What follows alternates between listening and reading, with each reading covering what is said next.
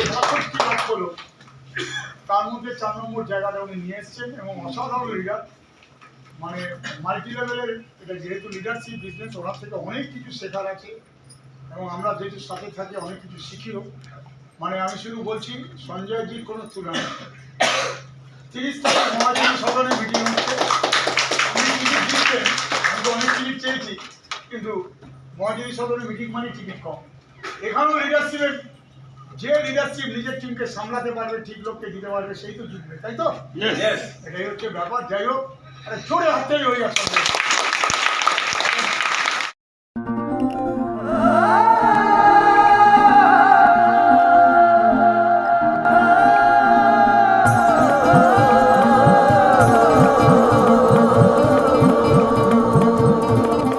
আমার এনার্জি বেড়ে যায়, নো ডাউট। এই টিম না কি বলবো, এত সিস্টেম্যাটিক্যালি আপনার যে মিটিং হচ্ছে এভরিওয়ান, এখানে হচ্ছে আবার কালকে বিহার হচ্ছে, এত সিস্টেমেটিক লিডার আমি পুরো নেটওয়ার্কিং ইন্ডাস্ট্রিতে দেখিনি বিভাস মুখার্জি বানের নাম।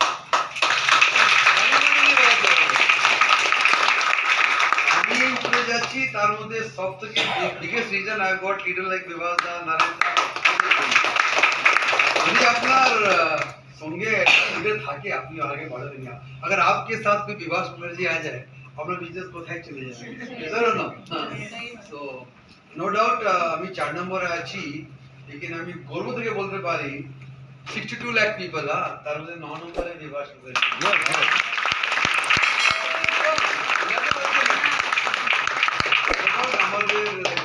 আমাদের টিম, আমরা যে টিম ওয়েস্ট বেঙ্গল আছে, টিম এমএমএ বলুন না, নো ডাউট এটা পুরো ইন্ডিয়া মেনে গেছে। This is the fastest growing team, this is the best team. এর বিজনেস কোনোদিন পড়বে না, কি প্ল্যান হবে না হবে কোনো দরকার নেই, এই টিমটা বাড়বেই বাড়বে। ওই জন্য আজকে West Bengal is in number 1 in the country.